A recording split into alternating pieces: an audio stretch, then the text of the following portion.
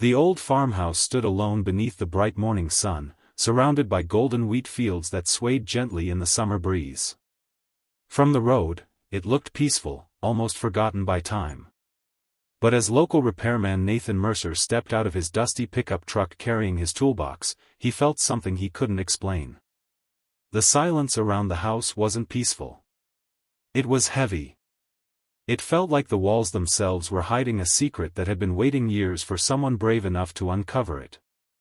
Nathan had repaired hundreds of homes across the county, but the uneasy feeling in his chest had never been this strong. What began as an ordinary service call before noon would soon become the moment that changed 2 lives forever. Before we continue, if you believe kindness and second chances can change someone's life, please take a moment to like this video, leave a comment, share it with someone you care about, and subscribe to Single Dad Empire. Your support helps us bring more emotional stories that remind us humanity still exists. Nathan had built his reputation on honesty rather than speed. At 42, with weathered hands and quiet eyes, he preferred fixing things over talking. After losing his wife years earlier, work had become the place where grief stayed silent. Every leaking pipe, broken heater, or damaged roof gave him something to repair, even if he could never repair his own broken heart. That Tuesday morning seemed no different until he reached the faded blue farmhouse listed on his work order. The request simply mentioned electrical problems and flickering lights. Nothing unusual. He knocked gently before hearing the soft sound of wheels moving across the wooden floor. After several long seconds, the front door opened only halfway. Standing, or rather sitting, behind it was a young woman in a wheelchair. She appeared no older than 30. Her name, according to the work order, was Marina Holloway. Her face was beautiful but tired, as though sleep had become a stranger. She offered a polite smile that never reached her eyes. She quietly explained that she used a wheelchair after an accident several years earlier and apologized because moving around the house took longer than most people expected. Nathan immediately noticed something unusual. The wheelchair looked almost brand new, but the woman's hands showed no signs of someone who relied on one every day. There were no pressure marks on her palms, no worn gloves nearby, and strangely, expensive high-heeled shoes rested neatly beside the entrance. He dismissed the thought, reminding himself not to judge another person's circumstances. Everyone carried burdens invisible to outsiders. As Nathan began inspecting the electrical panel, he realized the wiring had been intentionally damaged. It wasn't ordinary wear or faulty installation. Someone had repeatedly loosened connections by hand. The pattern was too deliberate to be accidental. It puzzled him because homeowners rarely sabotage their own electrical systems. While tracing the damaged wiring toward the basement, he noticed several doors inside the house had heavy locks, not for security from outside intruders, but locks that secured rooms from the outside. His instincts grew stronger. The farmhouse looked comfortable on the surface, yet something beneath that appearance felt terribly wrong. Family photographs decorated the hallway, but every frame contained only Marina. There were no parents, no siblings, no friends. Even stranger, the dust around several picture frames suggested that other photographs had recently been removed. As the afternoon sunlight streamed through the windows, Nathan heard the sound of a vehicle approaching. A luxury black SUV stopped outside. An older man stepped out wearing an expensive suit despite the country heat. His sharp expression changed the atmosphere instantly. Marina's face lost every trace of calm the moment she saw him. The man introduced himself as Victor Holloway, Marina's uncle and legal guardian. He thanked Nathan for coming but insisted he finish quickly because Marina tired easily. His words sounded caring, yet Nathan noticed something disturbing. Victor answered almost every question directed at Marina before she had the chance to speak herself. Whenever Nathan looked toward her, she lowered her eyes. Years of meeting families inside their homes had taught Nathan how fear looked when it tried to disguise itself as obedience. Continuing his inspection, Nathan entered the basement where the electrical junction connected to the rest of the house. There, hidden behind stacked storage boxes, he found something that stopped him cold. A sophisticated surveillance system. Multiple monitors connected to nearly every room upstairs. Hidden cameras. Microphones. The equipment was far too advanced for home security. Whoever installed it wasn't protecting someone. They were watching them.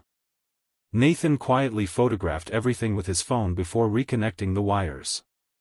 When he returned upstairs, Victor had temporarily left for town to pick up supplies. Marina sat alone near the window, staring across the endless fields as if freedom existed somewhere beyond them. Nathan gently mentioned the damaged wiring and casually asked whether anyone else lived there. She hesitated. Then tears slowly filled her eyes. Without speaking, she handed him a folded piece of paper she had hidden beneath a blanket covering her lap. It contained only 6 handwritten words. "Please don't believe everything you see." Nathan looked back toward her. She barely nodded. His heart began pounding. For the first time, he realized the wheelchair might not be the real mystery. Over the next hour, Nathan deliberately worked slower than necessary. Every movement gave him another chance to observe. He noticed medicine bottles arranged neatly on the kitchen counter. Their labels contained strong muscle relaxants usually prescribed after major surgeries. Yet several bottles were almost full despite recent refill dates. He also noticed something even stranger. Whenever Victor wasn't present, Marina unconsciously shifted her legs beneath the blanket. Tiny movements. Almost invisible. But movement nonetheless. Nathan knew enough from helping disabled veterans over the years to understand that many wheelchair users retained partial movement. Yet something about Marina's cautious behavior suggested she wasn't afraid of failing to walk. She was afraid of being seen trying. That evening, after finishing repairs, Nathan couldn't shake the feeling that leaving meant abandoning someone silently begging for help. Instead of driving away, he parked several hundred yards down the road. Just before sunset, Victor's SUV returned. Nathan watched through binoculars. What happened next shattered every assumption. Victor rolled Marina's wheelchair onto the porch. The moment no one appeared nearby, he stood her upright. She stumbled slightly. Then, trembling with weakness, she slowly walked several painful steps before Victor forced her back into the wheelchair. Nathan froze. She could walk. Not perfectly. Not easily. But she could. Which meant only one thing. Someone wanted the world believing she couldn't. The following morning Nathan contacted an old friend who worked as a county investigator. Rather than making accusations, he shared the surveillance photographs and described everything he had witnessed. The investigation began quietly. Medical records revealed shocking inconsistencies. Marina had indeed survived a serious car accident 3 years earlier. Doctors initially expected a full recovery after months of rehabilitation.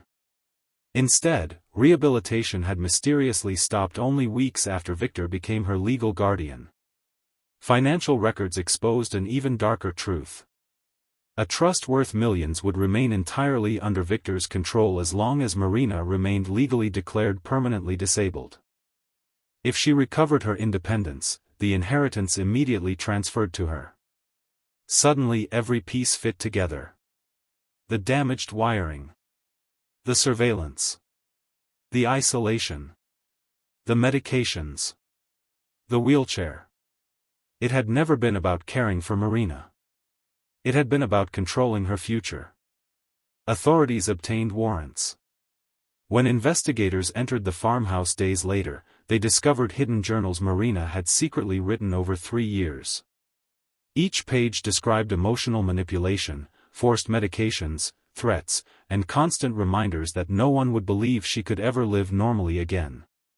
Her greatest fear had never been paralysis. It had been hopelessness. Months later, after receiving proper therapy and medical care, Marina slowly rebuilt the strength she had lost.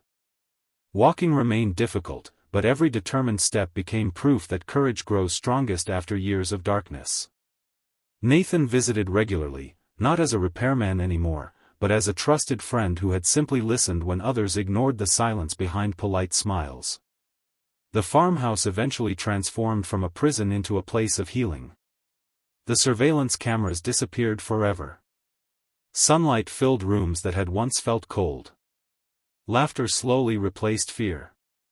Nathan often reflected that he had arrived to repair broken electrical wiring. Instead, he had uncovered a broken life waiting for someone willing to notice the details everyone else overlooked. The greatest discoveries rarely begin with dramatic moments. Sometimes they begin with a simple knock on a front door, a quiet act of compassion, and the courage to trust the feeling that something isn't right. If this story touched your heart, please like this video, share it with your family and friends, leave a comment, and subscribe to Single Dad Empire. Your support allows us to continue sharing stories that celebrate hope, courage, and the power of kindness.